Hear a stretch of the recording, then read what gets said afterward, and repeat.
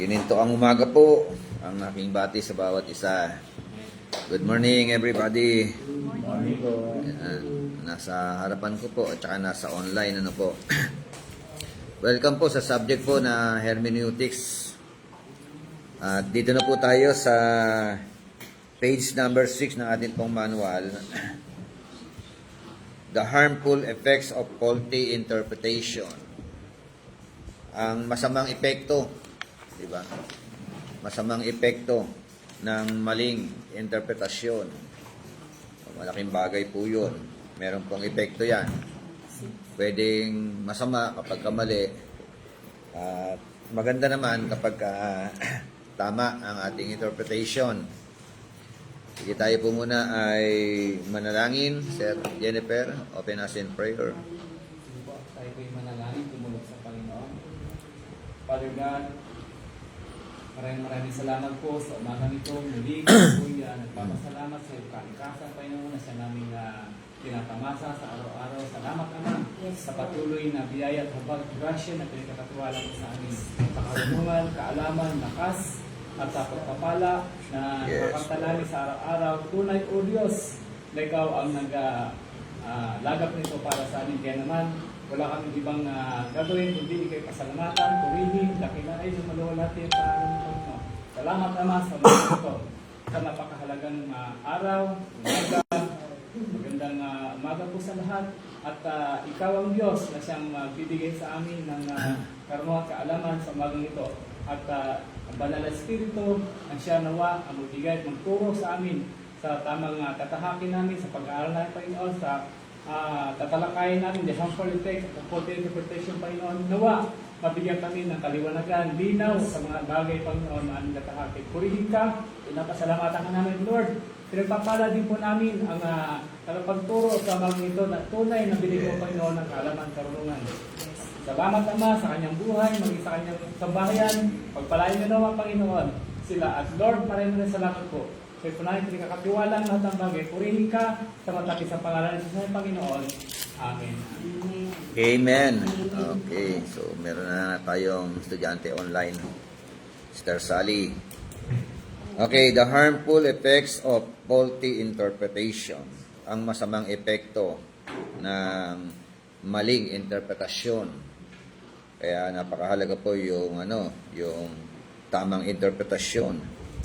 Kasi pag mali ang interpretasyon, mali ang homiletics, mali ang ituturo mo, di po ba? At kapag mali ang turo mo, mali ang nasasagap ng mga miyembro, di ba? Nagkakaroon sila ng maling doktrina, no? Maling pamantayan ng buhay, maling buhay. Siyempre, pagka mali, papuntang impyerno. Tama po ba? So, ito po ang iba't ibang mga kadahilanan, o epekto ng maling interpretasyon. Number 1, basa po 2 Timothy 2:17 and 18. Basa. At ang kanilang salita ay kakalat na gaya ng gangrena, na sa mga ito ay si Hermenio at si Pileto. 18, ng mga taong tungkol sa katotohanan ay nangangisay na sinasabing ang pagkabuhay na maguli ay nakaraan na at ginugulo ang pananampalataya ng iba. Okay, so yan po ang unang epekto ng tinatawag na wrong interpretation. Sa Tagalog ay pagkalihis sa katotohanan. Pagsinsay sa katotohanan. Deviation from the truth. D-E-B-I-A-T-I-O-N. Deviation. Or pagkalihis sa katotohanan. Sabi nga ng verse 17, and their talk will spread like gangrene. Diba? Yung kanila daw po mga pananalita ay kumakalat, no? Parang virus, no? Katulad daw po ng gangrena, no? At pinangalanan itong mga mga maling interpreter na ito. Sila raw ay sila Hymenaeus at saka si Piletus, no? Dalawa, no? Among them are Hymenaeus and Philetus. Ano yung kanilang teaching? So, ito pa nangyari sa kanila. Men who have gone astray from the truth. Mga lalaki na nalihis, naligaw. Diba? Sa katotohanan. So, ano yung kanilang teaching? Saying that the resurrection has already taken place. Naganap na raw. Wala nang another resurrection. Wala nang pagkabuhay na maguli. Di ba? Yun ang kanilang mga turo. No? At ang masakit nito, and they upset the faith of some. Nakahikayat pa. Di ba? Nakainganyo pa. Di ba? Yung mga mababawa pa na ng palataya, na inganyo. Na-upset pa yung faith ng iba. Napaniwala pa yung iba. Kaya napakahalaga po yung pag-aaral ng salita ng Diyos. Diba? Ng malaliman. Diba? Ang kasunod po niyan, bago po ang 2:17, may 15. Ano sabi ng 2:15 ng 2 Timothy? Study. O, diba? Kalugod-lugod Yun. sa Panginoon. Sa paningin ng Diyos, Mm. isang manggagawang walang dapat kahiya at tapat na nagtuturo sa katotohanan. Oo, di ba? Sabi ni Pablo kay Timothy, Timothy, ito yung payo ko sa iyo. Mag-aral ka maigi. Di ba? Sabi ro, no? Study. No? Oh, yan ang advice ko sa iyo. Anong magiging benepisyo mo? Kanina merong epekto, ngayon may benepisyo naman ng pag-aral. Una, to show yourself approved unto God. No? Para maging aprobado ka sa harapan ng ating Panginoon Diyos. Ano yung kasunod doon? A workman that need. To become a workman. No? Who did not to be ashamed. Diba?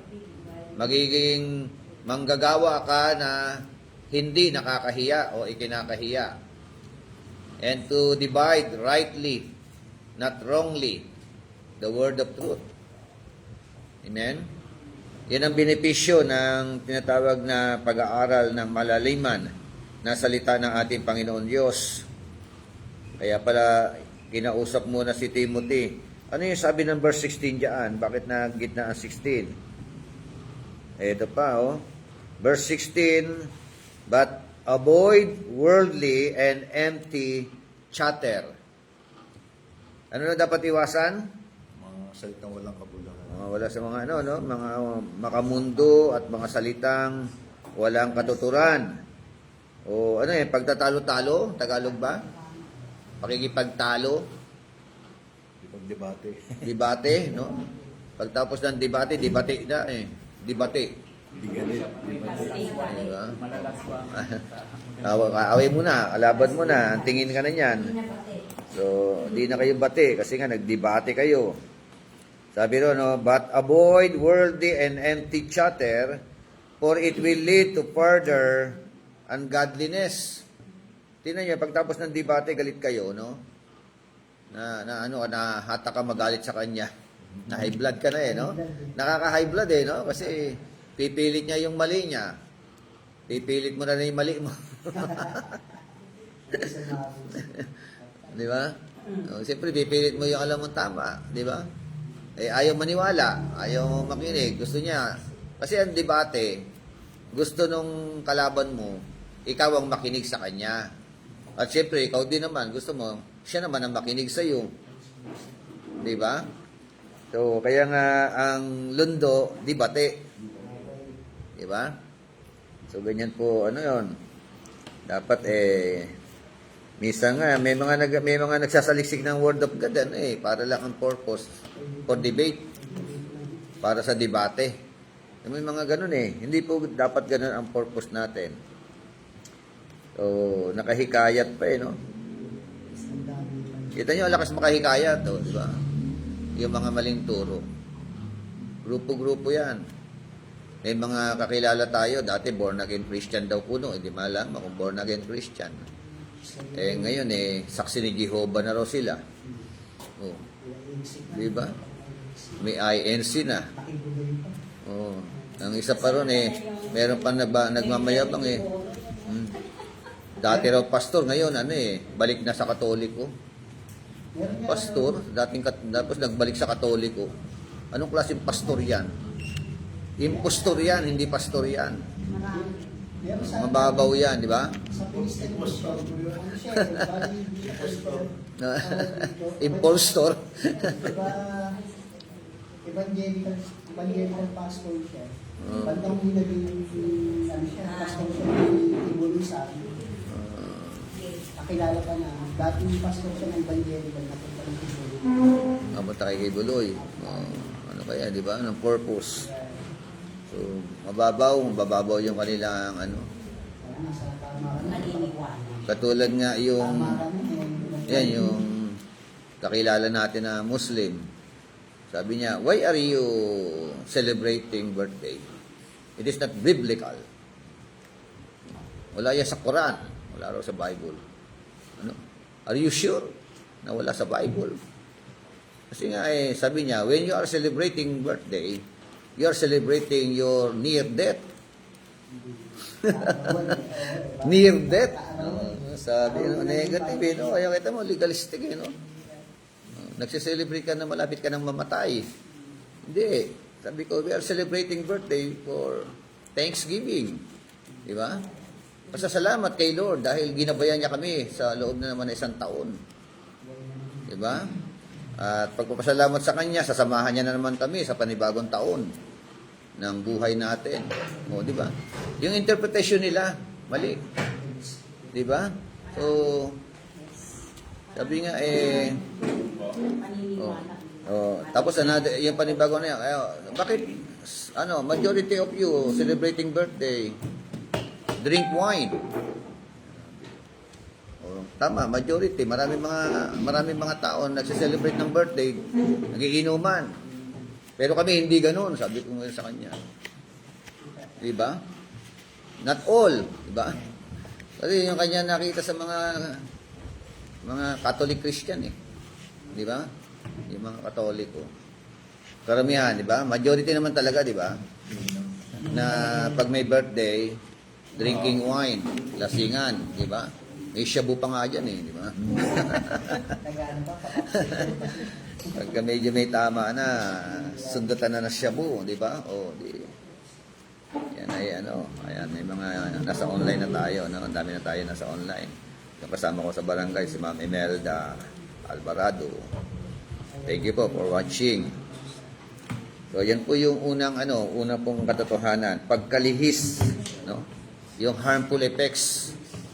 Page number 6 po tayo. Ayan. Si Jersey Cortson Jeremias. Ano yan? Considered ba na bad theology ang wrong interpretation?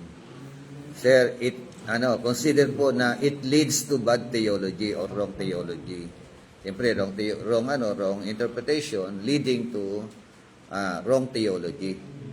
Yun po yung magiging resulta. Papunta po yan sa mali. Mali nga Para lang nagbotonis ka ng polo, inumpisahan mo sa baba, hindi pantay. Nalihiso. Pilit mo lang, di ba? Hanggang dulo. O di hindi pantay yung damit mo. Ganun lang po ang Kaya pag mali ang interpretation, ayun po. Ang lundo niya maling turo. Di ba? At magiging mali ang buhay ng mga tagapakinig. Di ba? So, siyempre papuntang yan, kapahamakan. Yan po yung mga katotohanan. Kaya aral lang. Nahalaga po lalo na mga pastor tayo, Kailangan natin talaga magpakalalim sa salita ng Diyos. Pangalawa, Ano po yung una? deviation from the truth. Pagkalihis sa katotohanan. Ayan po ang Okay, pangalawa na tayo. Disobedient to God's command. Romans chapter 10, verse 13. Sabi po na Romans 10:13. 10-3. Disobedient.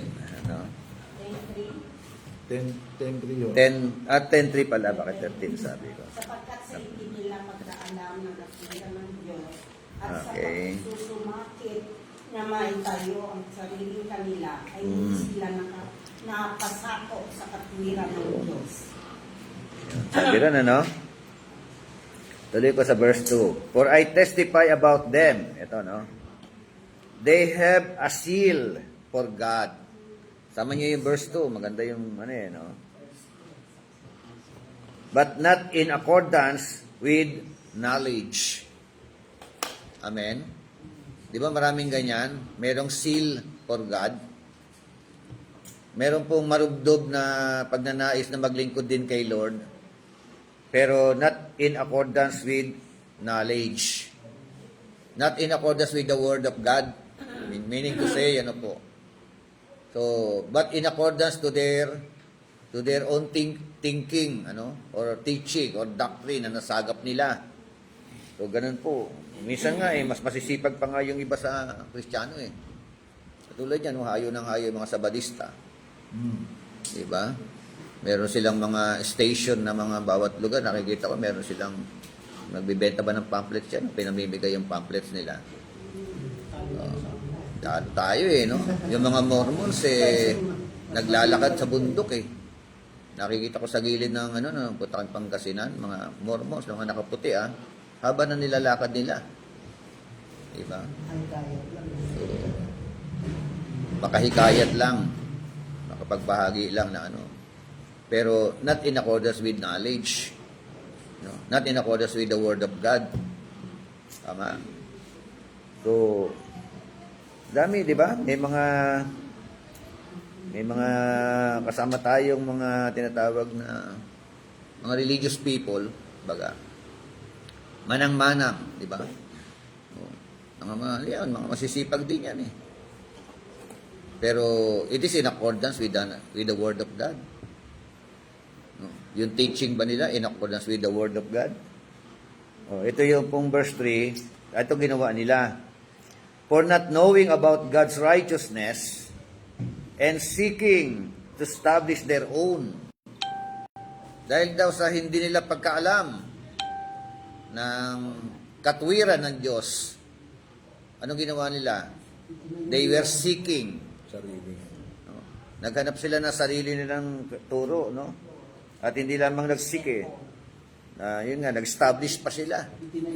Their own teaching. Diba? Yun ang kanilang mga pinagagawa. Mga YouTube dar na po. So, they did not subject themselves to the righteousness of God. Diba? Iba yung righteousness of God, iba yung righteousness ng tao. Diba? So, for them, maliligtas sila, gawa ka ng mabuti, magpakabait ka, tumulong ka. That is their righteousness, di ba? So, magpatayo ka ng simbahan. Di ba yun ang paraan ng kaligtasan nila? Pag tinanong mo, maliligtas po ba kayo? Hindi ko po sigurado eh. Not sure. Diyos lang ang nakakala. Okay. Siguro, magpakabait lang ako, maliligtas na ako. Meron ba sa Bible na kailangan magpakabait ka para maligtas ka? No? So, ang kaligtasan po ay regalo ng Diyos. Tanggapin natin, biyaya ng Panginoon na kailangan natin tanggapin. And after that, kung ikaw totoong tumanggap o nakatanggap ng regalo ng Panginoon, ang kasunod doon, pagpapakabait. Babait ka, no? Hindi po pwede hindi ka naman babait. Tama ba? Pero hindi ka magpapakabait para maligtas. Ligtas ka na, tsaka kaya ka bumabait. Tama ba? So, yun ang mga katotohanan dyan. Yan na po yung pangalawang epekto. Disobedient to God's command.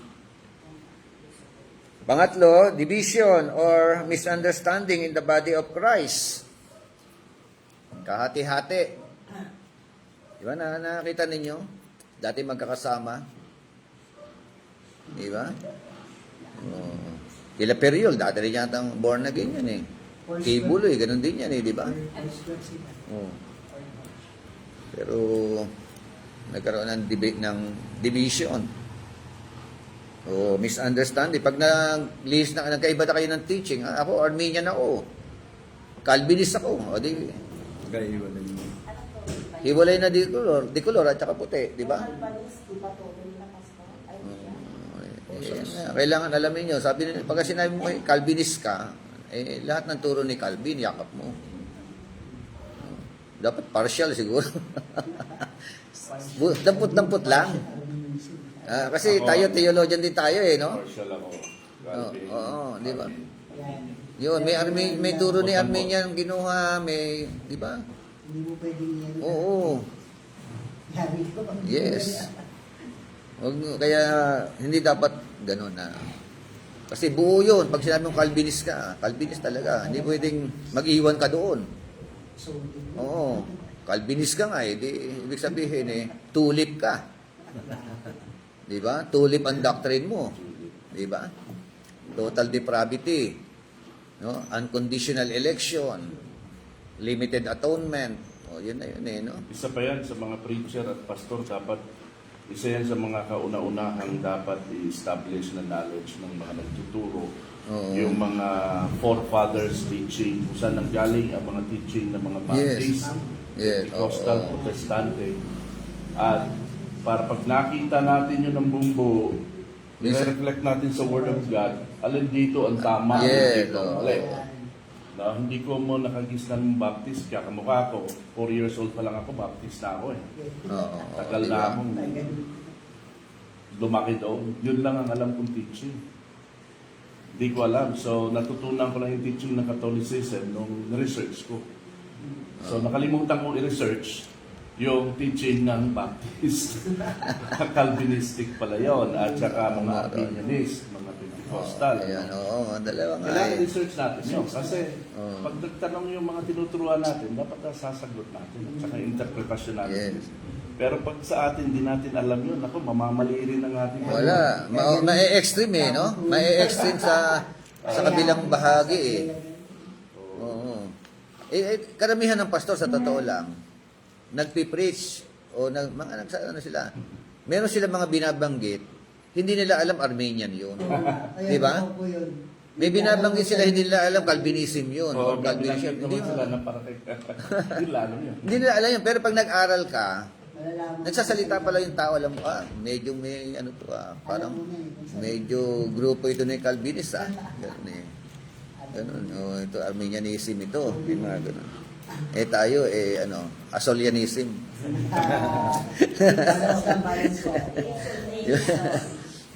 So, kasi nga, when we become Calminian. Bible school student, you are also theologian. Di ba? Kaya balance. Oo. Yun, nababalance natin. Hindi yung kuha tayo ng kuha. Di ba? Yung iba, umaten lang ng seminar, nagpapalayas ng demonyo sa pamamagitan ng Angel of the Lord. May mga ganyan. Pag uwi ng simbahan, nagpalayas na rin ng demonyo sa Angel of the Lord. Paano mo babalanse? Di ba? Di ba? Angel of the Lord, sibatin mo siya. Yung isa naman. Umarte naman yung sinibat. Wala na po. May bola ka po nga. Di ba? Fire! Kaya tayo balance. Nako, yan ang kainaman sa atin. Okay, pang-apat, damnation of soul. Pagkapahamak ng kaluluwa. Biro mo, talagang matindi, no? 1 Timothy 4:16. Mag-ingat ka sa iyong sarili at sa iyong turo. Manatili ka sa mga bagay na ito, sapagkat sa paggawa nito ay ang iyo rin sarili ang ligtas mo. Oo. At pati ng mga Nakikinig sa iyo. sa'yo. Di ba? Pay close attention to yourself. Bantayan mo ang sarili mo. Di ba? Ano yung pang-third po? Pang-third? Third division or misunderstanding in the body of Christ. Okay, damnation of soul. Pang-apat po, napakahalaga yung pagbabantay sa sarili. No? Ingatan mo yung sarili mo. Ano pa iingatan? Doktrina mo. Teaching mo. Diba? Sa King James kasi doctrine yan Tapos sabi roon, manatili ka sa mga bagay na yan. Pag-iingat. Ano yung dalawang iingatan? Buhay. Turo. buhay, turo. No? So, meron bang tama ang turo pero pangit ang buhay o lihis ang buhay? Meron bang ganon? Dapat wala. Dapat wala. Ang taga-pagturo. Diba? Meron bang ayos ang buhay pero lihis ang turo? Meron din ba? Dapat hindi. Pero hindi dapat ganon. Di ba? So, kaya nga, sabi na, persevere in these things. No? Bakit? Pag ginawa mo yung mga bagay na ito, makakatiyak ka ng kaligtasan mo. You will ensure salvation. No? To whom? For yourself. And to those who hear you. Sa mga nakikinig. Di ba kita nyo, ang laking bagay ng preacher at saka teacher. Di ba? Pag mali turo mo, mali ang nasasagap ng mga miyembro mo. Oh. Papunta kayo ng impyerno. Pag bulag ang umaakay sa kapwa bulag, pare-pareho na lang kayo nahulog sa hukay. Di ba? Ang daming bulag na taga-akay, ang daming naaakay. Totoo, di ba? Oh. Bulag na taga-akay, pero ang daming akay. Masama pa. Oh. Di ba? Pati nga si Jimenez, si Piletos kanina, di ba? Pinag-usapan natin. Na-upset niya pa yung faith ng iba. O ibig sabihin, ano yan? Dating kasama sa faith, sa pananampalataya, lumihis. Naniwala sa iba. Di ba? Nakatangay pa. Yan ang masakit doon. Di ba? Oh. Tapos ito, patuloy din tong ni Pablo. Sabi niya sa inaanak ba o anak sa pananampalataya. Kay Timothy bilang junior pastor, bantayan mo sarili mo, nak. Parang ganoon, nak, bantayan mo turo mo. Yan ang sabi niya, Pag ginawa mo yung mga bagay niya, sabi ron makakatiyak ka. So, pwede bang mawala kaligtasan? Nasa tama ka na? Namali ka pa? Ano ba yun? Okay. 4 yun, Ano yung 4? Division, disobedience, division. Yun. 4 na yun. O ngayon, pag-usapan natin, bakit kailangan nating mag-aral ng hermeneutics? Why do we need to study hermeneutics? Ang unang dahilan kung bakit natin kailangan mag-aral, because false doctrine is everywhere. Tama ba? Amen. Nagkalat ang mga maling katuruan. Di ko ba? So, 1 Timothy chapter 4, verse 1 to 3.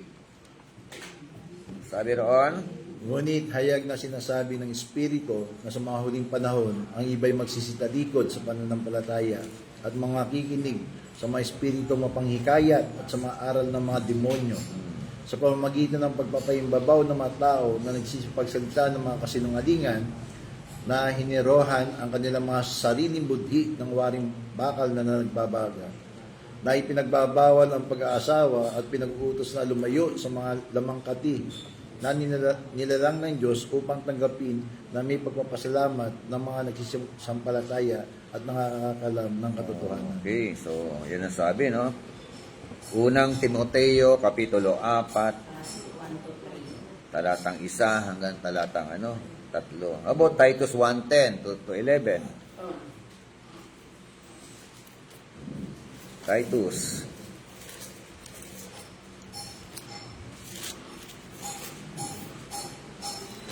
Chapter 1.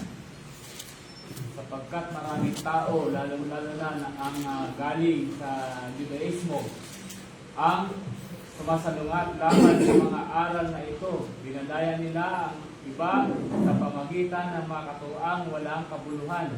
Kailangang pagalingin mo sila sa kanilang ginagawang ito sapagkat ginugulo nila ang mga pamilya. Kumita lamang sila ng salapi ay nagtuturo sila ng mga bagay na di dapat ituro. Oh, kita mo, Kaya nga sabi ng verse 9, holding fast panghawakan mo, no? The faithful word which is in accordance with the teaching. Amen? In accordance with the teaching.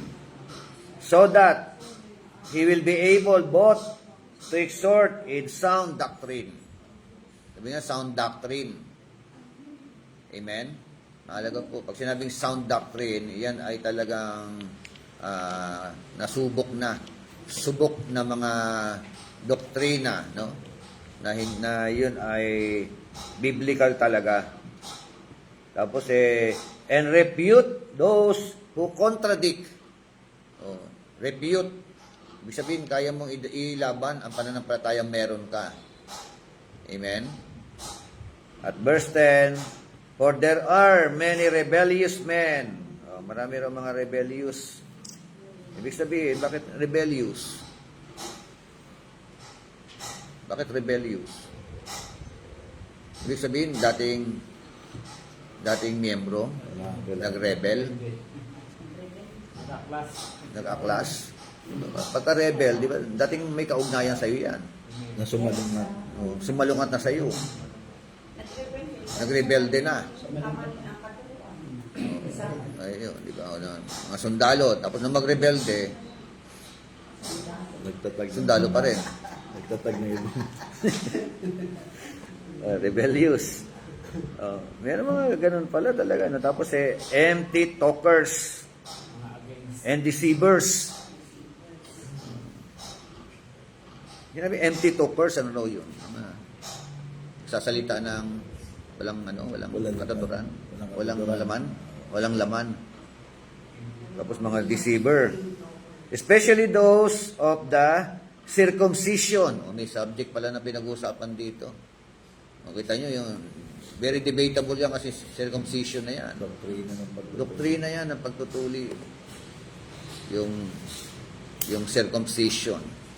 Napaka ano yan. Kasi alam nyo siguro yung background nito, yung Acts 15. Kasi sa Acts 15, talagang sa council na yon, ang pinagdebatehan nila, pagtutuli.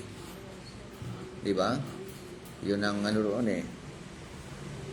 So, kapag ka ikaw ay Jew, naging Christian, Jew ka, naging Christian, ang covenant sa Jew, kay Abraham, pagtutuli. Kaya, pag Jew ka, kailangan mo magpatuli. Base sa covenant.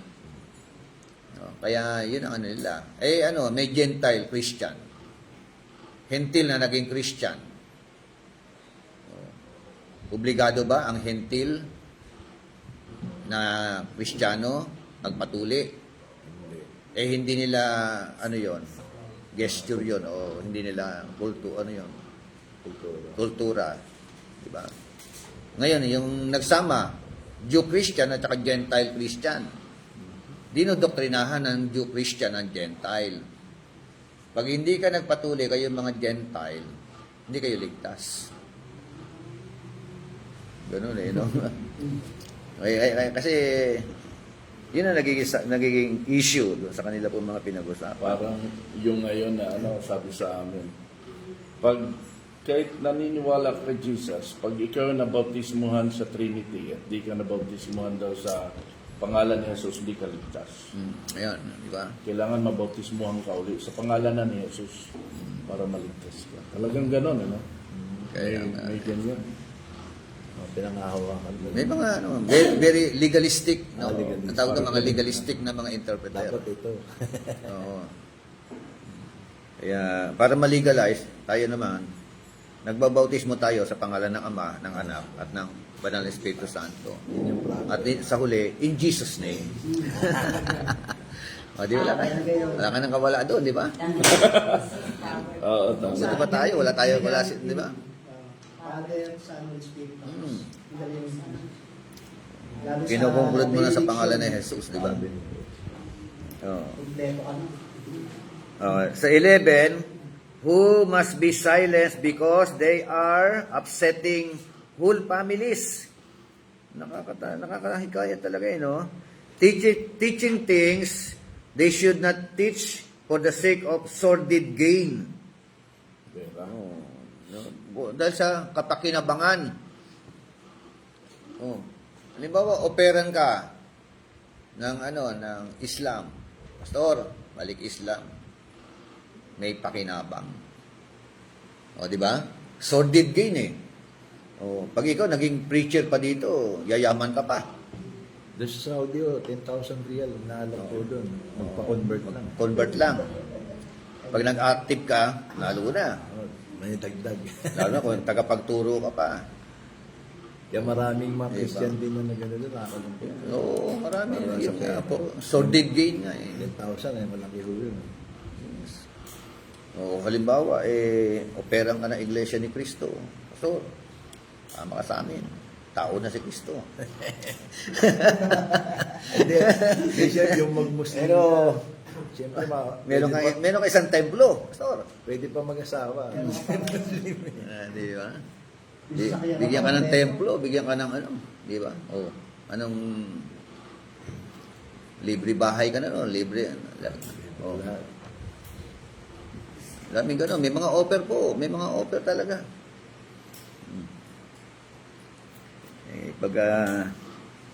Pagka yung pakinabangan yung kabalit naman ito yung kabilang buhay. Di ba?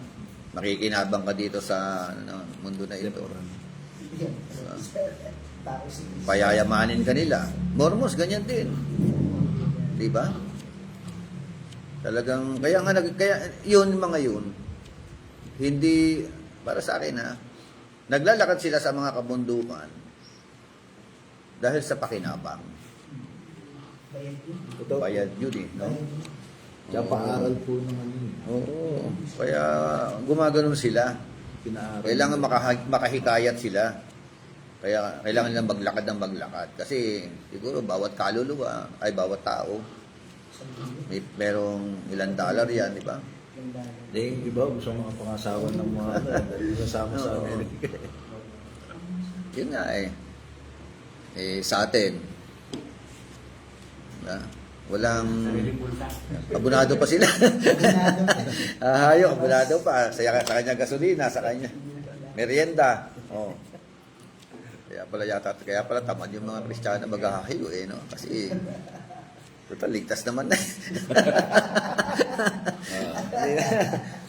So, Yung may pumunta sa bahay noon na mga isang Amerikano at saka isang Pilipino, mga Mormons. Tinanong namin sila kung meron ba silang katiyakan ng kaligtasan sa mga ginagawa nila. Wala daw makakatiyak. Pero sinisikap nila, mahit nila yung quota, yung Yung target, may quota. at maliligtas sila. At posibleng maligtas sila. So, meron silang tinatarget na meron silang may reward pa sa langit. May reward. Ilang babae kaya ang reward doon. 144,000 mo. So, ganyan eh, no? Di ba, yung mga Muslim, kapag ka sila ay namatay, sa pagkamatay nila, maraming napatay na mga Kristiyano. Like for example, nagsusuicide sila. Tapos ang dami namatay. Ang dami daw reward sa langit eh. Kasama na yung babae na bibigay sa kanila. Yan nga, di ba yung mga teaching na yan, na mga pangako na unbiblical. Tsaka parang lalagay sila sa limbo, hatulan yung kanang kaliwa. Yun po yung nila eh. Na kung maraming kanan na mabuti. Kaya nga, hindi po sila gumagamit ng kaliwang kamay. Kasi marumi raw po yun. Kaya lahat po sila puro kanan. Puro kanan. Bawal ang May kaliwete. sasalain po yung kanan. Pag marami yung mabuti. Bawal ang leftis. So, ganyan kahalaga po. Kaya kailangan talaga mag-aral. Nagkalat ang maling turo. No? Dapat kaya natin silang i-refute. Kaya nating ilaban ang pananampalatayang meron tayo. Amen? So, ang daming Kristiyano, inosente. Yung sinabing tao si Kristo sa mama. Oo, sa paniwala na kaagad eh. Okay, so pangalawa, because of our tendency to understand the Bible in the light of our personal experience. Pumasok na yung verse 2 and 3 rito, no? Sabi doon, for I testify about them that they have a seal for God. Diba? Merong seal, ano, for God. But not in accordance with knowledge. Verse 2. For not knowing about God's righteousness, hindi nila alam, ano, yung paraan ng Diyos, ano, yung God's righteousness, they were seeking to establish their own. They did not subject themselves to the righteousness of God. Diba? Nagsik sila, no? So, tama ba yung turo halimbawa ng purgatory? Biblical ba? About yung teaching na intermediate state? Diba? Ano ba yung tama? So, sila po ay gumawa na ng sarili nilang ng mga, ano, ng mga doktrina. Nagsik sila ng own righteousness nila. Pangatlo po, because of our loyalty to the traditions and leadership of the church. May mga ganyan pala, no? So, meron ako nakikita mga Kristiyano tagal-tagal ng Kristiyano. Pero, nagulat ako, may patay sila. Sinelebrate yung patay. Patay na matagal na. Birthday. Sa bahay mayroong kandila. Nagturok ng nagtirik ng kandila sa may harapan ng pintuan. Kristiyano yun, ha? Lalo na siguro piyestang patay. Diba? Minsan may mga Kristiyano pa nagtitirik ng kandila sa harapan ng pintuan. Pag piyestang patay. Diba? May mga Kristiyano na, halimbawa, piyestang patay, nagaano pa, pinagaano pa ng biko, Yung litrato. baka Hinebra San Miguel, di ba? Yung kung manginginom, yung merong gin, isang tagay ka. Ay, ito yung paborito ko dati. Atang ba tawag doon? Atang? Yung naglalagay, Magulat sila, mawala yun. Naubos. Pinapakain pa. Nagulat ko sa sabihin ko, naubos. Wala yung tagabantay na naglilinis ng kapapagay. Sandalero. Sabi, ininom na tayo. Yan yung mga loyalty sa mga tradisyon, di ba? Mga kultura. So, yung kultura, pag unbiblical, kailangan natin siyang itsapuera pag unbiblical. Tama? Pero pag ang kultura ay neutral, at lalo na kung biblical, tuloy natin. Amen? So, like for example, yung pagmamano. Ano yan? Paggalang yung Ha? Biblical? Pag ano? Ang biblical, beso-beso. Oo nga, yun nga yung point ko di ba? Ano yung biblical? Sa kailangan sound pa nga yun. Oo. Kasi pagka ganun, sa atin yung tradition. Di ba? sa amin, nag-bless ko kami sa Tradition sa atin. Sabi, magbatian kayo ng banal na halik.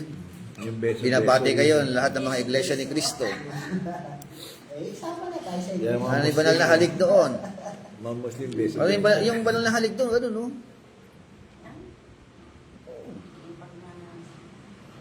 Yun ang kultura nila. Hindi natin kultura yun. Kaya sa atin, banal na halik, pisngi sa pisngi. Diba? Pag mga nagkaroon asawa ng biyan. Subukan nyo kaya ganun. Dito, no? Di, marami. Iba yung galit sa asawa. Magagalit ka ngayon. Meron pa Banal na ako sa nabitin niya talagang Politik na ba? umalik sa bibig, kanakasal lang sa... Yun ang kanilang batian nga. Pero pag sa atin po, na hindi ka Muslim, Hindi, may oo. mali siya. Pero Oo. pagka sila, Sa kanila, natural yun. natural. Yun ang common na ano. Kasi nagulat nga kami, ba't naligan sa bibig? Oo, di ba? Yung pala yung talagang... Ganun ang kultura nila. Nag-holding hands pa. Oo, nag-holding hands pa. Akala nga mag-gano yung jowa. Tapos ano, yun nga, yung bless, yumuyo ko, tapos ginaganon. Hindi ganon. Ganun, Sanay kay Father. Si Father. Oo nga, ano ba? Sa atin kasi sa akin dalawa may pag yumuko, binabasbasan ko, ginaganon ko. Pagka inabot ang kamay ko, inaabot ko rin, nagbe-bless. Eh, pag nagpasaway siya, So, at ang masakit pa nito, meron pa ano, inaabot ang kamay ko, hinahalikan. Kala Sampo na yun. Santo. Hindi, meron gano'n. At paano? Sabi ko sa kanya, huwag mo halikan. Hindi, may talagang inaabot at hinahalikan eh.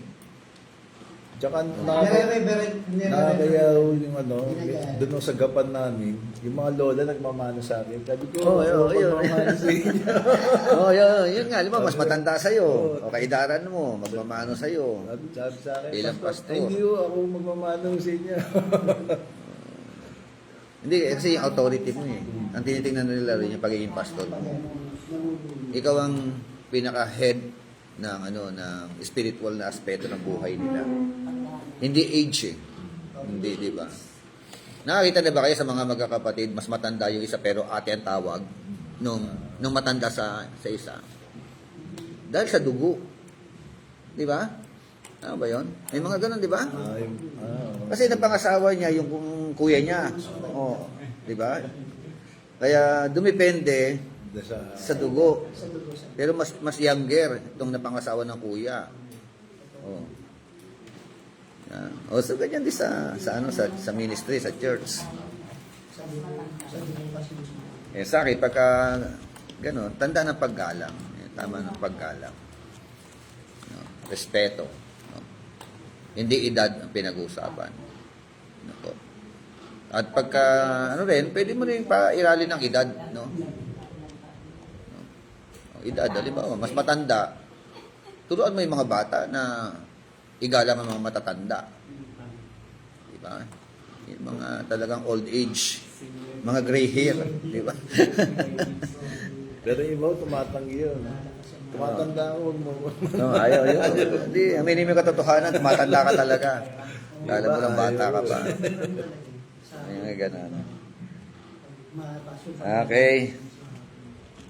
Pang-apat, because of our over-dependency on the Holy Spirit, by which the Holy Spirit cannot read for us. Meron namang Ano itong apat ko? pang-apat, over-dependency. Yung pangatlo? Loyalty. Yan. Dependency. Paano yan? Yung over-dependency on the Holy Spirit. Like for example, magpipreach ka, hindi ka maghahanda, hindi ka magpe-prepare. Holy Spirit, ikaw na pong bahala sa pagtayo mo bukas. Di ba? Hindi ka na maghahanda. Hingi ka ng gabay. Tama yun, hingi ka ng gabay. Pero, Diyan mo ka ng talino, bala ka na bukas. di ba? May bahagi ang tao. May bahagi tayo na dapat nating kampanan. Mag-aral ka. Kung ano inaral mo, yun na may papaalala sa ni Holy Spirit. Kasi ang masakit diyan, nag-aaral ka, magdedepende ka sa aral mo, sa talino mo, sa galing mo, sa karanasan mo. Doon ka na dumepende, hindi ka nahihingi ng patnubay kay Holy Spirit. Mali yun. Di ba? Kaya minsan po, Bishop, yung preaching, minsan nalilipin, apology na lang. Mahalaga yung hingi ng guidance kay Holy Spirit. Pinagsamang ng galaw yung effort ng tao, and at the same time, sandal ka kay Holy Spirit. No? Mag-rely ka kay Holy Spirit. Tiyak, may powerful yun. Very powerful. Oh. Pero kung hindi ka magpe-prepare, tapos iasa mo na lang lahat kay Holy Spirit. Oh. Sabihin mo, i-welcome niyo po sabihin niyo sa pag-AMC, let us now welcome our guest speaker, the Holy Spirit. And Di the ba? title of this message. Nakapupo The niya yung dependency. Let the Holy Spirit lead. Di ba? Ganyan eh. Tapos ginamitan pa na ibang ng mga talata. May talata pang ginamit. Oh, nasa gospel naman eh. Nasa Matthew, sa Lucas, nandiyan po eh. Yung talata ganito. Pag nandoon na kayo, huwag kayong mag-alala sa inyong mga sasabihin. No? Sa inyong ite-testify. Kasi andyan ang gabay ng Holy Spirit. Alam mo tayo mga talata eh. Tatlong beses yata yun sa gospel yun. No? Huwag ka mag-alala sa mga sasabihin mo, sa ipapahayag mo. No? Dahil ang Holy Spirit ay gagabay sa iyo. Yun. Pero yung context, ano yung context? Pasok na naman tayo sa context. Ang context noon, persecution. Persecution. Pagka kayo pinaghuhuli, pine-persecute kayo, at magte-testify kayo about your faith, pananampalatayang meron kayo, hindi kayo maduduwag. Kasamahan kayo ni Holy Spirit. Gagabayan kayo ng Holy Spirit. May tapang kayo na mag-testify. But it is not about preparing a sermon. It is all about martyreum. Martyreum. Luke 12:12. 12:12. Sige, basa ninyo. Kasi hindi ko naisulat dito yan eh. Sa Matthew, meron yan eh. For the Holy Spirit will teach you at that time what you should say. At that time. Anong at that time? Anong time yun? Anong senaryo yun? Senaryo ng persecution yan. Diba? May context eh. Tingnan niyo sa context. Hindi yung senaryo na ikaw itatayo sa pulpito para mangaral. Na hindi ka na maghahanda. No? Tama? No. Gasgas yun eh. Yung talata na yan, Pastor, gasgas yan. Ginamit ng maraming mga Pentecostal preacher yan. Di ba? Mga espiritista. Di ba? Oh. Di ba? Kaya mahalaga yung nasa context eh.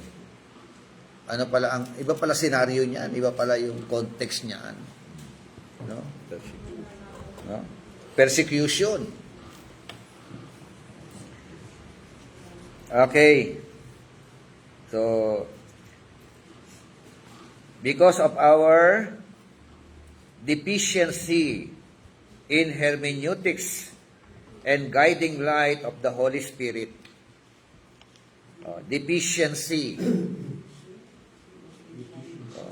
Yung kakulangan ng kaalaman. Sa proper interpretation, At kakulangan din ng kaalaman sa guiding ng Holy Spirit. Diba? So number 4, deficiency. Over-dependency, number 4. Over-dependency. Okay. Panlima, because of our deficiency. Isa over-dependent eh. Ito naman, deficiency naman. So, 2 Peter 1:20 to 21. But know this, first of all, that no prophecy of the Scripture is a matter of one's own interpretation. For no prophecy was ever made by an act of human will, but men moved by the Holy Spirit spoke from God. Men moved, di ba? Mga author. kinasihan sila ng Holy Spirit. Amen? Na nangusap ang Holy Spirit sa kanila. At yun ang kanilang mga naisulat. Walang propesiya. No? Sabi roon na ayon lang sa sariling kagustuhan ng tao. Okay, 5 yun. Why do we need to study hermeneutics? Una, because false doctrine is everywhere. May hamon, matindi yung hamon. Pangalawa, because of our tendency to understand the Bible in the light of our personal experience. Pangatlo, because of our loyalty to the traditions and leadership of the church. Pang-apat, because of our over-dependency on the Holy Spirit. Hindi kasama lang yung hermeneutics. Okay. Nakalagay hermeneutics eh.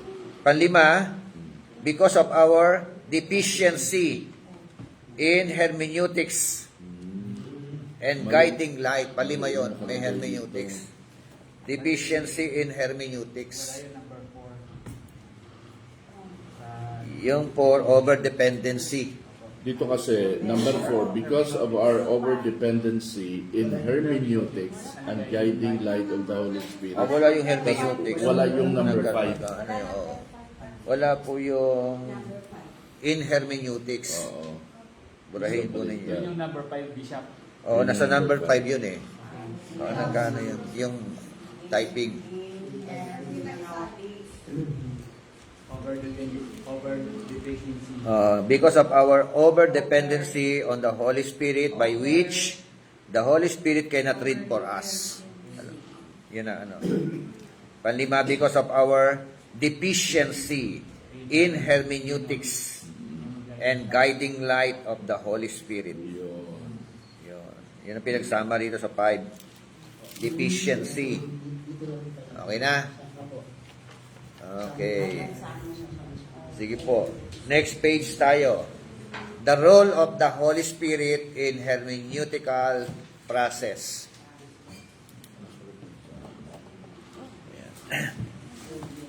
Ang gampanin ng Holy Spirit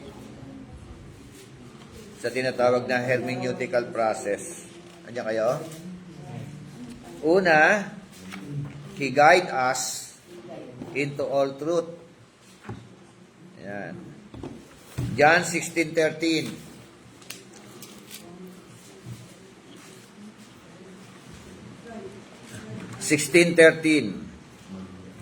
But when He, referring to the Holy Spirit, tinawag siyang the Spirit of Truth. When He comes, He will guide you into all truth. Amen? For He will not speak on His own initiative, but whatever He hears, He will speak, and He will disclose to you what is to come. Nung sinabing, He will disclose to you what is to come, Tagalog ano yun? Yung ihayag sa iyo, Bishop. Ihayag sa iyo yung darating. Ng panahon. Oo. Darating. Future. Oo, di ba? Hindi disclose no? Ipapahayag. What is to come. Okay, guide. Number 1, He guide us into all truth. So, yan po yung mga gampanin, role ng Holy Spirit. Pangalawa, He helps us to understand the meaning and significance of the Scripture. 1 Corinthians chapter 2, verse 12. Sabi ron? 2:12.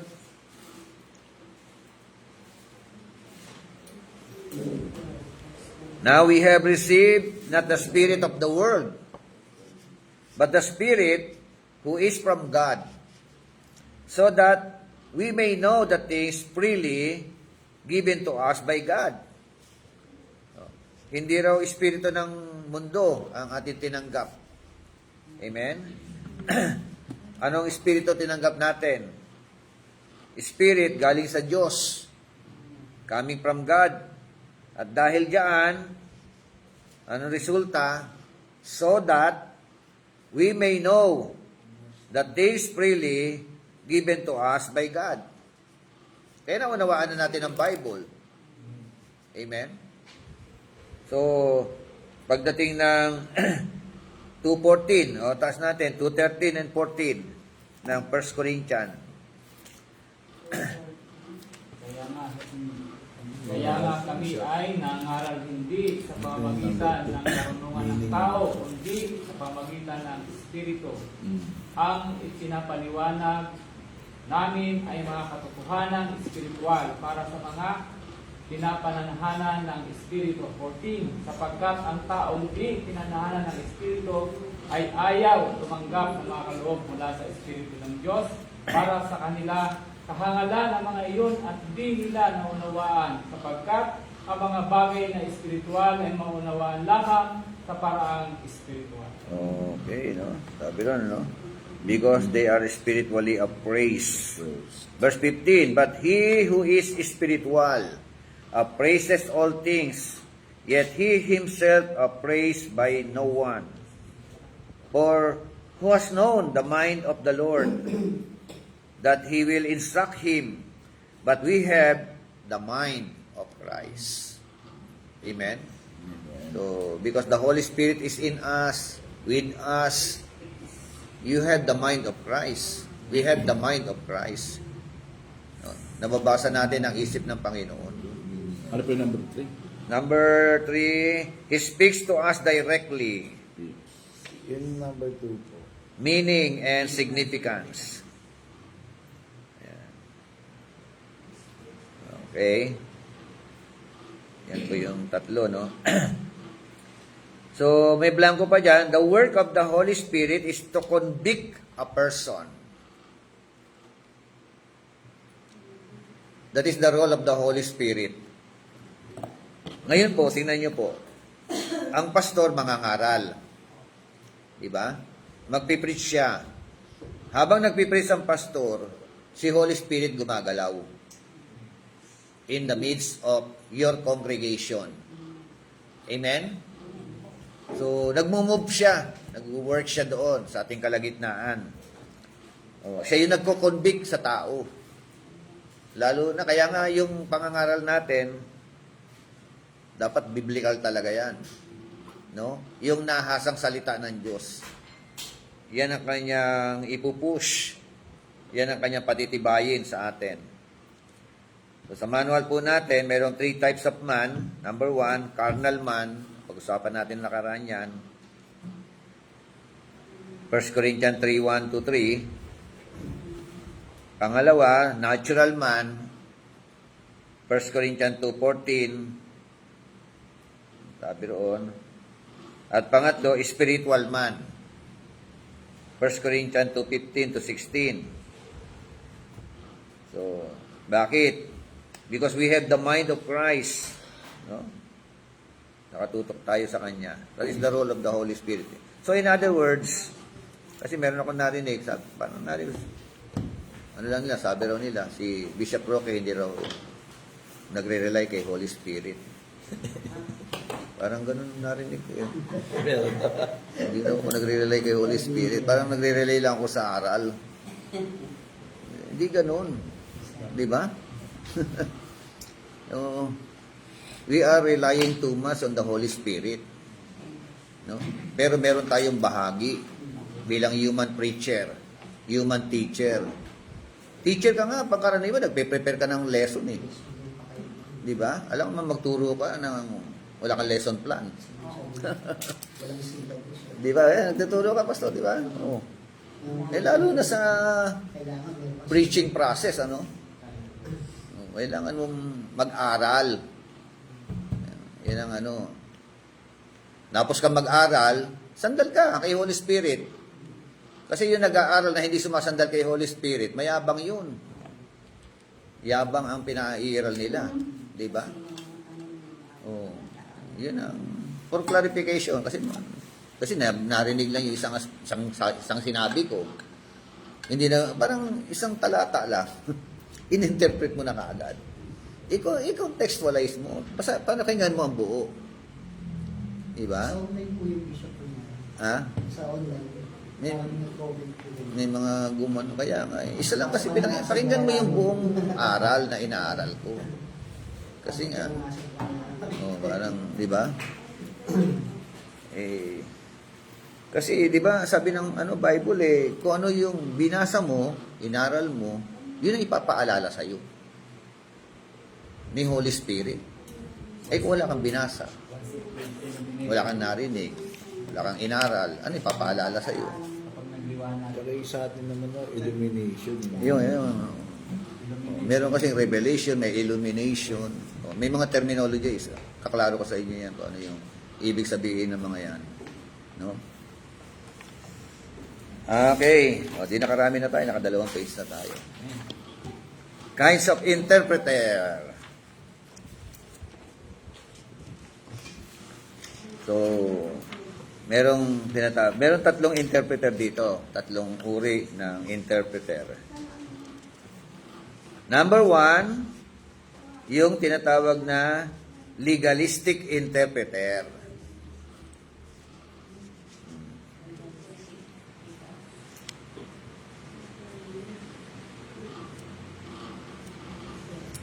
So, ibig sabihin po ng legalistic, wala rito, no? Sa manual natin, additional na lang, is someone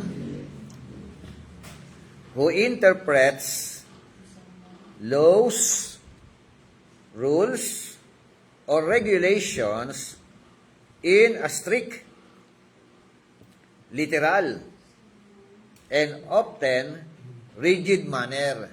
Ano ninyo? Nasulat ninyo? Ulitin ko.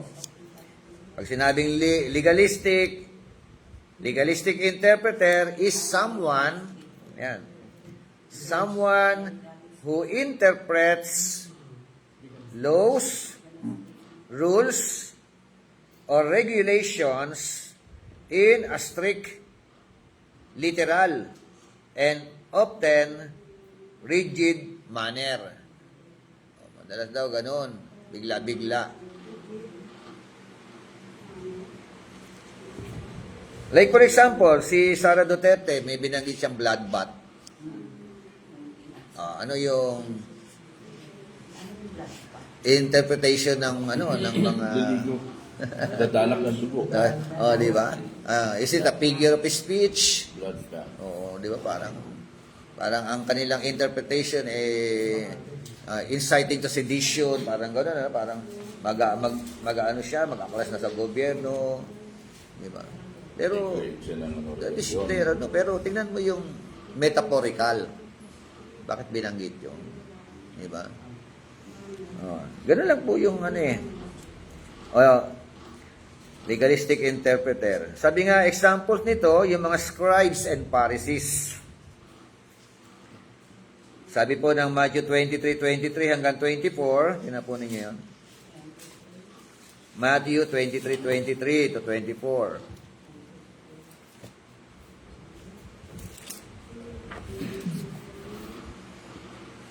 Matthew 23 to 24.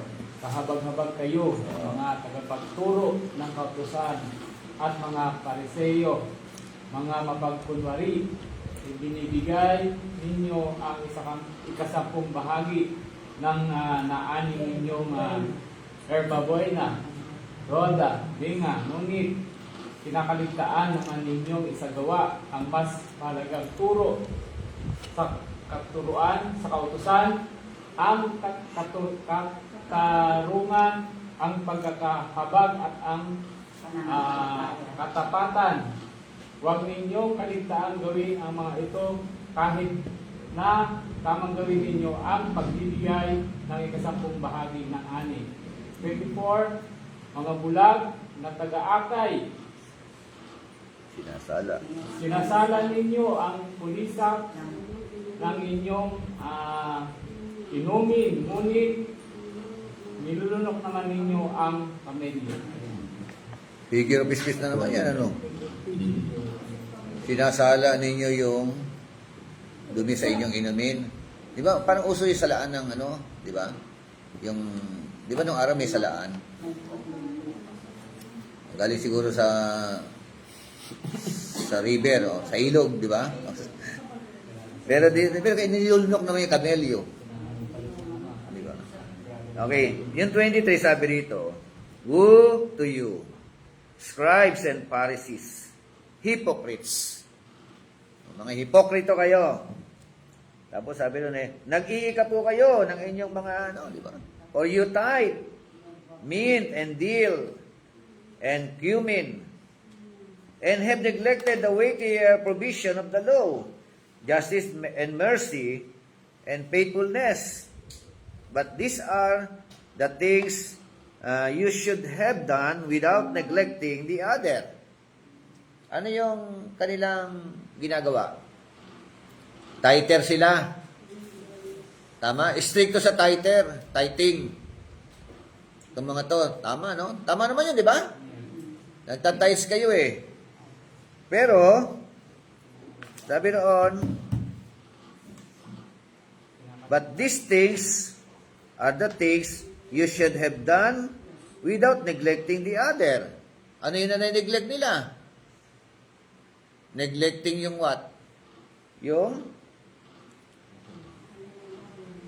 justice, yung pagiging makatarungan, pagiging mahabagin, at saka yung katapatan. Tither nga kayo, no? Pero hindi naman kayo makatarungan. Di ba? Tither nga kayo, hindi naman kayo maawain.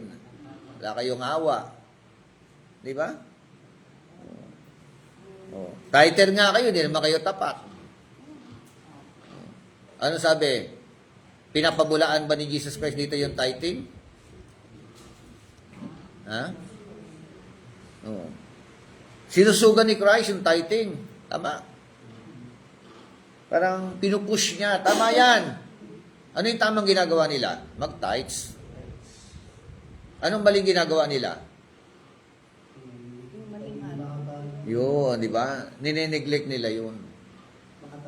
Oo. Tama ang tithing. Pero, hindi nyo naman ginagawa yung, sabi nga, mas higit na dapat ninyong gawin. Di ba? Oh. Amen? So, ito, ginamit din ito ng mga Kristiyano, mga pastor ngayon. Di ba, nabasa natin, tama naman ang mag-tithes. Di ba? Hindi naman pinagbabawal ang tithing. Biblical, di ba? Context. Ang context, ang kausap, hypocrite ng mga Pariseo. Hypocrite ng Pariseo. No? Mga Mapagkunwari. Israelita, no? Mga mapagkunwaring mga Pariseo.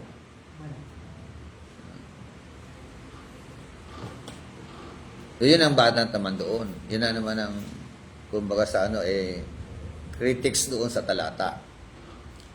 Kasi, bakit? Israelita ka ba? Pangalawa, Pariseo ka ba? Diba? Sa kanila, talagang ano yun? Dapat mag-tithes. No? Ginagawa nila yun. Ay tayo mga Kristiyano ngayon. Dapat ba tayo mag-tithes? O 20%? O more than tithes? More than tithes. Tithes nga, nagre-reklamo na eh. Di ba? Mas may open. Oh. More than Ay, nulit ko, no, yung Malakyan tithes, Malakay, chapter 3, verse 10, 3, 9 to 10, referring to the Israelites. Correct. No? Oo. Malakay. Kasi nga, merong ano ron yung hindi nagtatides, magnanakaw. Sabi, di ba? Walang magnanakaw na papasok sa langit. May magnanakaw papasok sa langit. Wala kaligtas dito. Ha? Dito sa Agapetira, siyempre ako nagbibigay ng software. Merong kapatid ako nang pinagbibigay ng tax. Kaya ang tithing, Hanggang ngayon. Hebreo 7. Safe na kuhaan ng teaching about tithing. Lalapas pa yun. Yung Melchizedek yan tithing. Yeah. Tingnan nyo yung Hebrew chapter 7 na yan. Hango yan sa Genesis chapter 14. Nung si Abraham nagwagi laban sa mga kalaban, nakasalubong ang hari na Sodoma, binibigyan siya ng pero inayawan niya. Di ba? Nung makasalubong si makadaupang palad si Melchizedek, pinagpala ni Melchizedek, pinagpala naman ni Abraham si Melchizedek sa pamamagitan ng pagbibigay ng spoil. No? Lahat ng yung ikapo. Kaya sa atin, ang pinaka-safe, Melchizedekian tithing.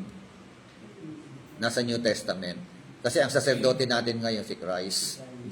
Sa kanila, saserdote nila, Levita, di ba? Levitical priesthood. Tithing not under The the Mosaic law. instruction of the law. Not based on the law. Kasi yung malakihan tithing is under the Levitical rule of the priesthood sa Israel. Sila yung mga tinutukoy ni Jesus doon sa Matthew. Pero si Abraham nagbigay ng tithes na walang rule na kinakailangan 10%. Kanya lang yun. Not under the Presyo Mosaic nila law. yun. Not under the Mosaic law kasi si Abraham was before the law of Moses.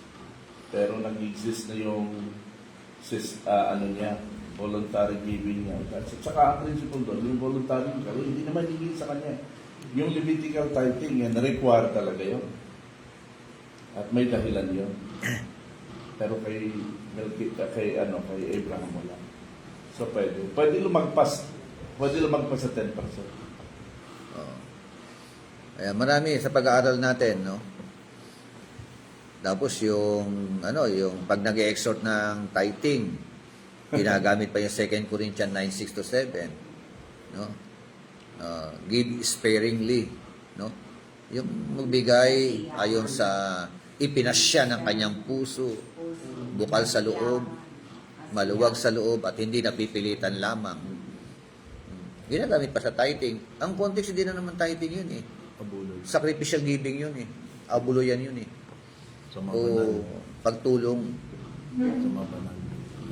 diba? Dapat na yun, Bishop, pagka ginagamit. Minsan kinukuha nila kasi ng... Sa tithing. Oh. Hindi nga. Tsaka Out of yung sa context na eh. prosperity. Yun ang kinukuha nila. Pag konti binigay nyo, konti rin No, diba? mga pastor talagang... No. Ang tanong, meron ba kayong mission? Meron bang abuluyan? Meron bang Minsan yung ina-assign mag-pray sa offering, bago tayo mag-pray, meron na akong share sa inyo verse. Patay na, binagit mo yung Malakay 3. Kasi expound pa yun. At kailangan, yun? Kailangan maturuan. Yes. Kailangan mag-aral sa ESO. Kahit yung Luke 6:38. Yun, Luke 6:38. Diba? Siksik, Siksik liglig at umaapa. Magbigay kayo, siksik liglig at umaapa. Darating sa inyo. Ginawan mo kasi lang kanta eh. Di ba? Oo, yun. Ginawan din ang kanta kasi tama yun. Na mali, di ba? Gather Pero ano yung dapat ibigay doon? Na siksik liglig at umaapa. Pera ba? Pinag-uusapan doon. May context na naman kasi. sa pagpapatawad. Oo, may context. Okay? Nababasadahan natin yung mga yan. Halimbawa, yung Joshua 1:8. Sabi ng Joshua 1:8, huwag mong kaligtaang basahin ang aklat na yaon. Dili-dilihin mo yon araw at gabi. Di ba? upang matupad mo mga nakasulat doon sa gayon ikaw ay giginhawa at magtatagumpay ang iyong buhay. No? Ginamit ng preacher, Joshua 1:8. Tapos kaya mga kapatid, huwag natin kaligtaang basahin ang Biblia.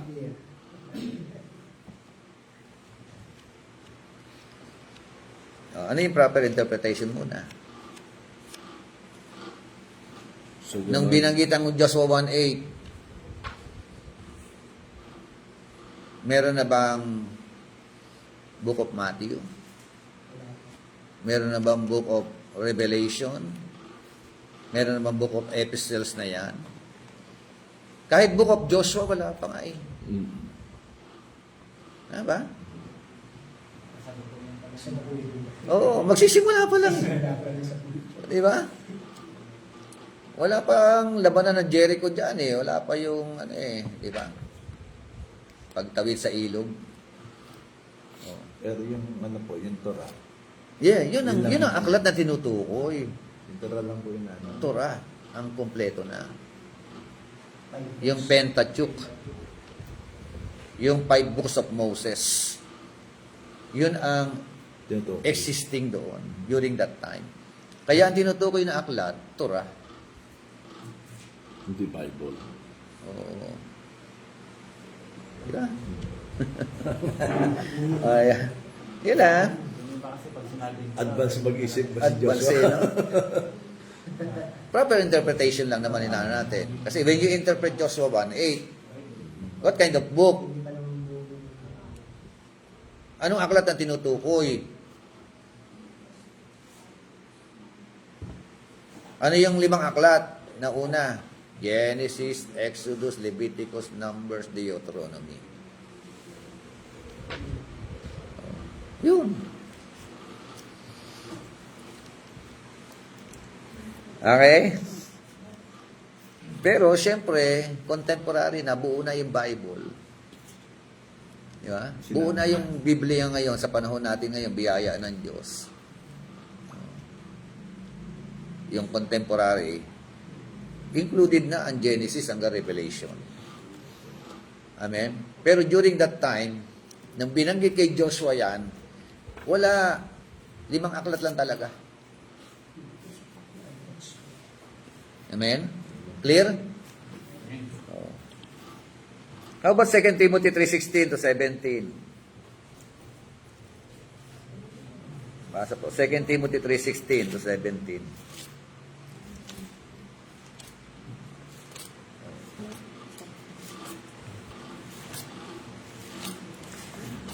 Check in yun natin. Mayroon aklat na 3:16. ang lahat ng kasulatan ay kinasiyan ng Diyos at nagagamit sa pagtuturo ng katotohanan, sa pagtatama sa maling katuruan, sa pagtutuwid sa likong gawain, at sa pagsasanay para sa matuwid na pamumuhay. Okay, so all scripture. Pagka sinabing all scripture, lahat. lahat. Is it from Genesis to Revelation? Amen. Oh. Kompleto na ba? Kailan isinulat ang 2 Timothy? Ang date of writing ng 2 Timothy, 64 to 67 AD. 64 to 67 AD. How about ang Book of Revelation? Kailan siya nasulat? 95 AD. 90 to 100. Oo, di ba? 95. 95. Oh, included ba ang Book of Revelation?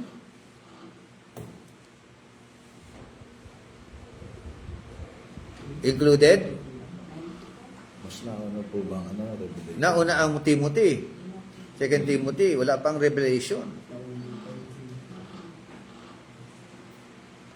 Wala pang Book of Revelation nung binanggit yan. So, 95 eh. 95 AD. To 67, halimbawa 80 itong isa. Ang laki ng... Di ilang taon ang pagitan? 20 years. So, ang sabi kasi dyan, lahat ng kasulatan. So, posibleng pwedeng yung at the time of writing ni Paul kay Timothy dito, ang kasulatan tinutukoy ay yung existing na kasulatan. Pero dahil sinabing lahat ng kasulatan, maaaring meron pang magiging kasulatan Oo. after that, no, na i-consider All na scripture. Oo. Pero at that time, ang existing pa lang yung Old Testament. Old Testament pala. 39 books, okay na yon, nandiyan na, di ba? Kasi New Testament na to eh. Ay, yung history, diba? O yung gospel, pwede lang, ano na. 2 Timothy na ito eh. Oh, Di ba? Pero yung mga nasa huli,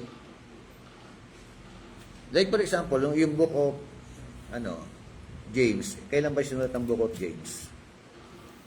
Kasi may date of writing itong mga to eh.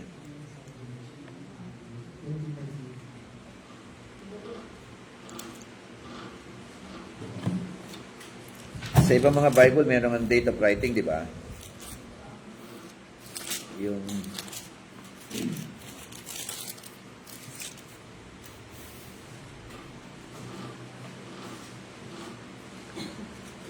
So, around 45-48 AD. o di nauna siya. Nauna. Nauna siya. O, ibig existing na siya. Nauna siya eh.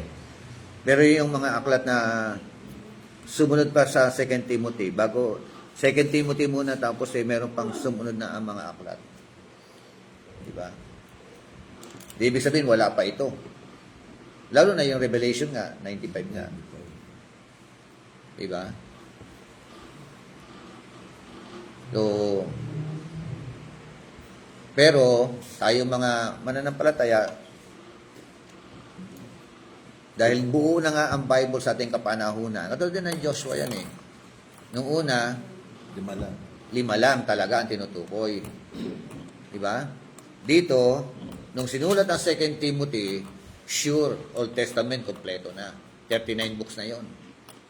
Diba? O kung meron pa mga nauna kay dito. Ang ano kasi, ang issue, yung mga naisulat ng, halimbawa, 85 AD. Like, for example, Book of Revelation, 95 AD. Diba? But because, sabi diyan, all scripture, no, kompleto na sa ating kapanahunan, we believe from Genesis to Revelation are included sa sinabi diyan, all scripture is inspired by God. Amen? Inaano ko lang, kinaklaro ko lang, inaano ko lang yun. Amen? Klaro? Malinaw? Okay, they place more emphasis on outside appearance than on the heart. Yung mga Pariseo, no? Mga scribes and Pharisee or Pharisees. So, from outside adornment, kasi sa kanila, outside no? Yung nila, yung tinatawag na image focus. Yung maging sila, sikat sila. Pagka kasi image, Famous. not integrity. Yung sasabihin ng mga tao sa atin, parang gano'n. Kaya, sa kanila, focus sila sa panlabas. Yung outside adornment. Bawal ang hikaw. Tama ba? Bawal ang makeup.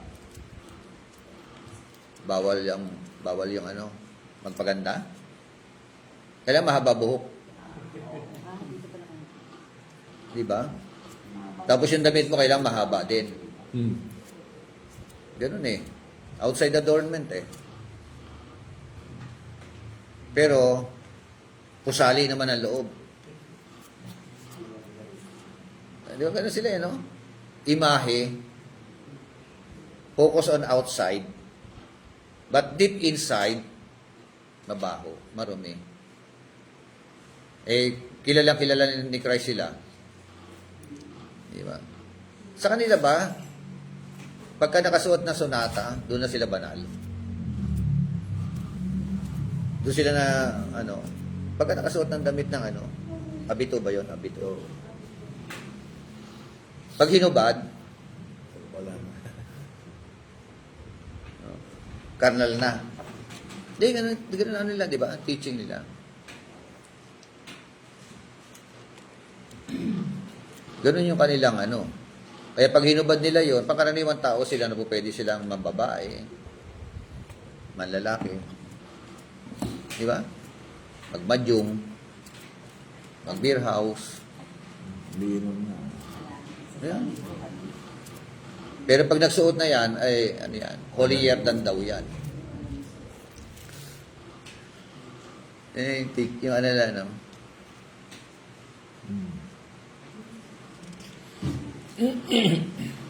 So, maganda kung ano, no? Maganda na yung labas, maganda pa loob. Ang problema, nakapokus sa labas. Yung loob, ayaw pokusan. Yan yung mga legalistic. Yan, legalistic tithing, bondage to program. Another one, another kinds of interpreter. Yan eh, legalistic false interpreter. False. Those who deliberately twist the scripture to fit their purpose. Deliberately twisting the scripture. Talaga, ano, para mag-fit sa kanilang mga layunin. Tayo yung mga grupo ng pananampalataya, kukot lang ng talata. Kanila na yun. Di ba? Oh. Like for example, Matthew 16:18. Di ba? Yung Church of Christ na sinasabi na, share ko na nakaraan yun, di ba? Oh. Ginamit nila ang Iglesia ni Cristo. 16:18. Kaya sila lang daw po ang hindi po kakainin ng pintuan ng Hades.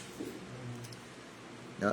The gates of Hades shall not prevail against them or against him. Pero yung kanilang declaration about Christ, Son of Man. Di ba? Ang sabi ron, ang tamang declaration kay Christ Son of God. Di ba?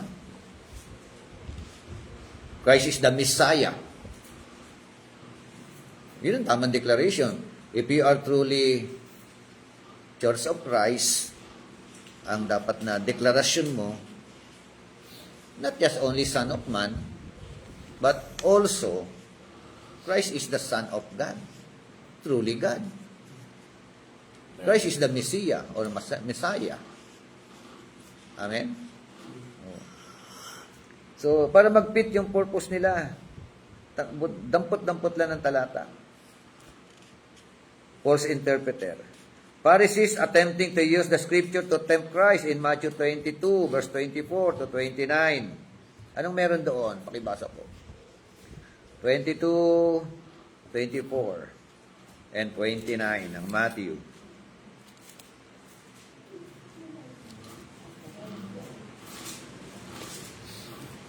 Sinabi nila, Guro, tinuro po ni Moises na kung mamatay na walang anak ang isang lalaki, ang kanyang kapatid ay dapat pakasal sa nabiyuda upang magkaanak sila para sa namatay. 29. 29. Sumagot si Jesus, maling-mali ang iniisip ninyo. Palibasa hindi ninyo naunawaan ang mga kasulutan ni ang kapangyarihan ng Diyos. Okay, so, but Jesus answered and said to them, you are mistaken, not understanding the scriptures, nor the power of God. Sino kausap?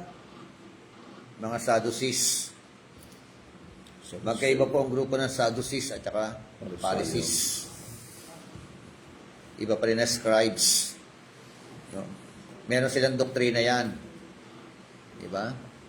Ang Sadducee, ito yung mga elite na mga tao. Mayayaman ito. No? Mayayaman yan, parang Henry C. yan. Parang Ayala Sobel yan.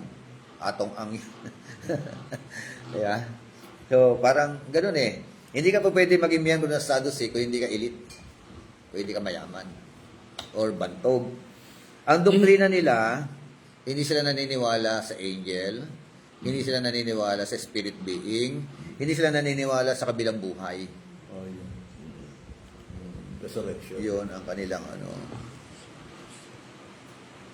Yan, this is the teaching of the Sadducees. Kaya issue sa kanila yon. Eh paano po? May isang babae nag-asawa, namatay yung asawa. Eh ang kultura nila, kinsman redeemer. Papalit yung kasunod, pangalawa, namatay din. Susundan na naman ang pangatlo, namatay din. So nag-iasawa niya lahat ng mga magkakapatid, pare-pareho namatay. Pagdating sa kabilang buhay, sino po yung asawa niya doon? Yun ang tanong, no?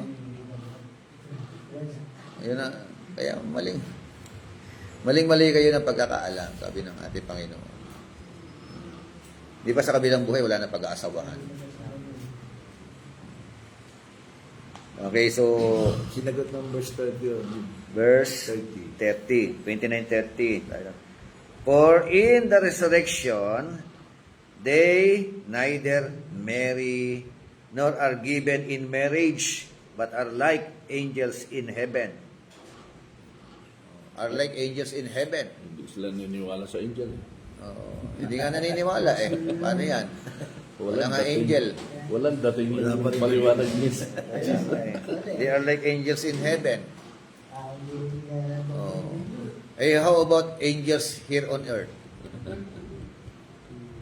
Angels in heaven, walang marriage, walang pag-aasawahan.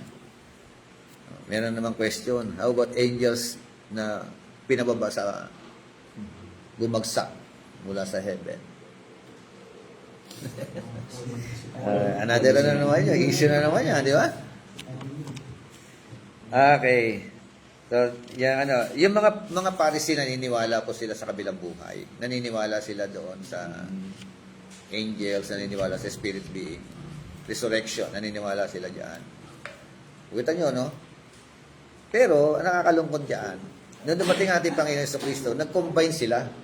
Nag-join force sila. Laban kay Christ. Magkaiba ng doktrina, nagkampihan.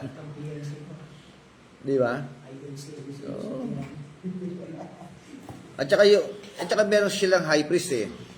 Yung high priest, galing sa Pharisee. Tignan ninyo, no? When you become a high priest, ang pinagdaanan mo, Pariseo ka. Di may dala kang doktrina. Pag ikaw naman naging high priest, i-include ka to become a member of the Sadducee. Hindi ka magiging high priest when you are not a member of the Sadducee. Plus factor eh, no? Kasi high priest ka na eh. Mayaman ka na nun. Sobrang yaman ka na nun eh. So, pagka Pharisee ka lang, hindi ka pa pwede maging member ng Sadducee. Elite kasi sila. Oo, di ba? So, my point is, Pharisee ka, tapos gusto mong maging high priest. Di ba? Pero, ang requirements, you need to belong or become a member of the Sadducee. May dala kang doktrina, compromise mo doktrina mo. Para lang makaposisyon ka. Para yun, tama, sa posisyon. So, din gain nga eh. Pakinabang na naman eh.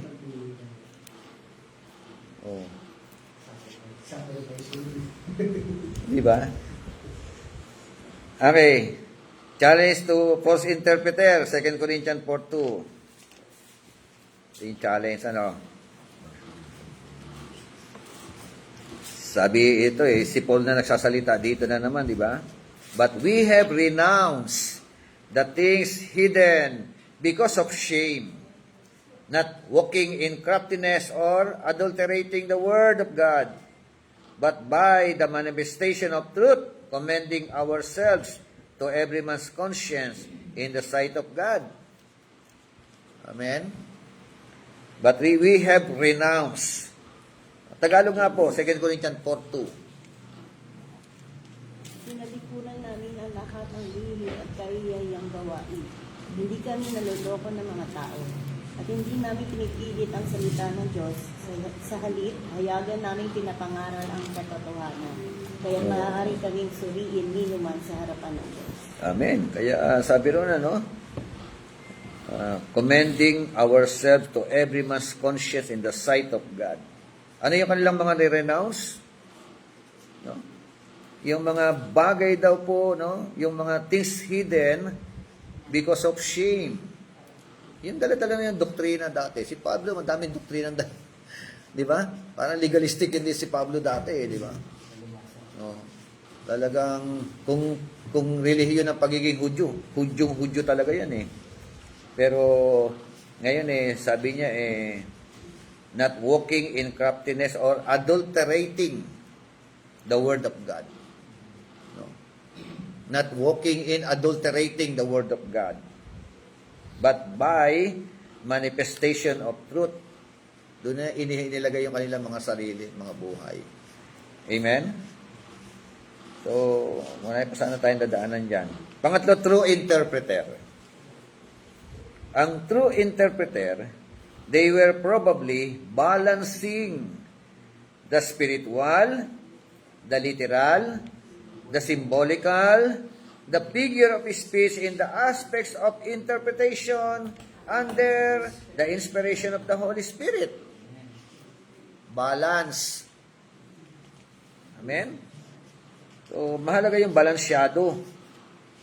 Minsan kasi, yung literal, ginawang symbolical. Yung figure of speech, ginawang literal. Magkakasablay-sablay yan. Diba? Pag yung kamay mo, nagiging dahilan ng kasalanan mo, putulin mo. O, gawin mo literal. Figure of speech yan. Di putol ang mga kamay, dukitin mo yung isang mata mo. Diba? Mas mainam pa, tanggal ang mata mong isa, punta ka naman ng langit. Kasi dinukit mo eh. Kaysa naman dalawang mata, meron ka, punta ka naman ng impyerno. Mas maigi pa, isang kamay o kanang kamay, wala. Langit ka naman. Okay, so diyan tayo pumapasok bilang mga theologian, bilang mga hermeneutician, yung pagbabalance. Ano ba ito? Symbolical ba ito? Figure of speech ba ito? Di ba? Yung 2 Timothy 3, yung po ba? 2:23 po. 2 Timothy, may clarification dyan. 2:23 hanggang 24. O mali yung 3. Kasi nga 17. Ayan. 2 Timothy 2:23. Check natin. 2:23. Hanggang 24. Nakita niya? Opo. Yung iwasan mo ang mga hangal at walang kabuluhang pagpagtalo. Oo. Sapagkat alam mo naman na awi lamang yan sa mga pag-aaral. Amen? Correct lang po namin. 2 Timothy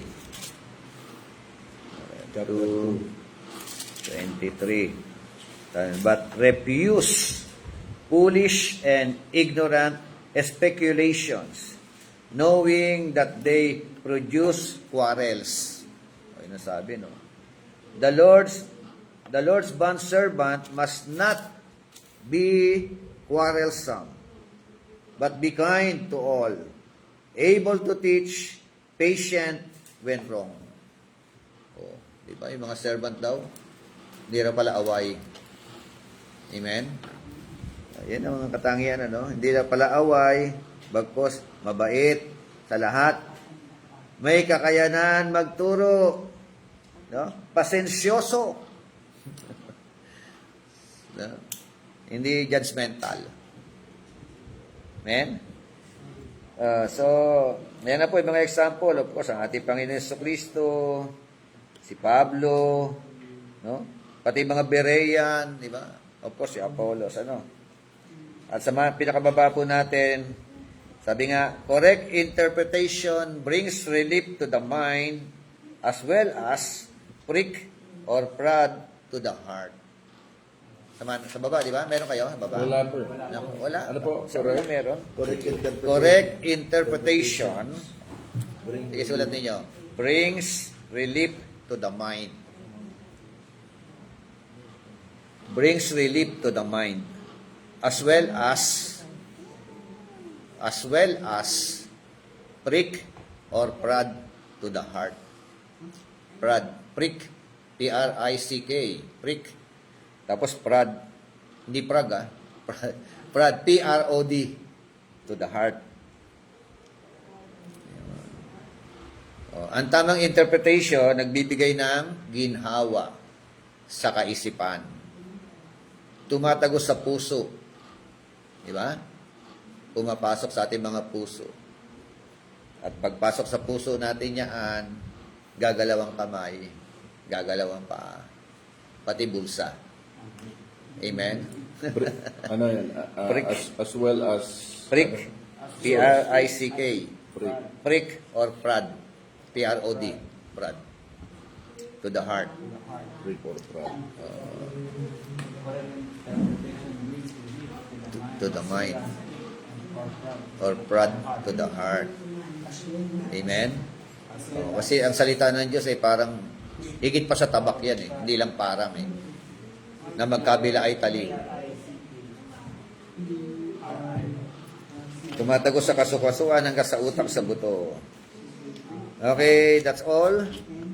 Thank you po for your time. Next Saturday, qualifications of an interpreter. Yan natin tatalakayin. Ano? Amen. Okay, let's pray. Tayo po'y manalangin. Pastor Edwin, close us in prayer. Sige po tayo manalangin.